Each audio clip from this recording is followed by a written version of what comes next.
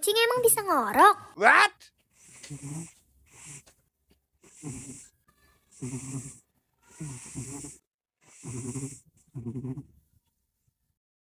Ayo, di sini siapa yang punya kucing? Kalau setiap tidur pasti ngorok. Ternyata nggak cuma manusia, kucing juga bisa ngorok. Tapi kok bisa ya? Padahal kan kucing nggak ngapa-ngapain, cuma tidur, terus makan, terus pupup aja. Kok bisa sampai ngorok ya kalau tidur? Yuk, sini aku kasih tahu fakta kenapa kucing bisa ngorok. Jadi sebenarnya kucing ngorok itu normal ya. Apalagi buat kucing yang udah bertambah umurnya atau semakin tua. Kemungkinan untuk ngorok saat tidur itu jadi lebih besar. Tapi harus hati-hati juga ya. Nah, bisa jadi tanda kalau misalkan kucing kamu obesitas, berat badan yang berlebihan. Jadi harus tetap diperhatiin ya. Kalau bisa nyempetin ya waktu buat main sama Anabul supaya tetap sehat dan bugar.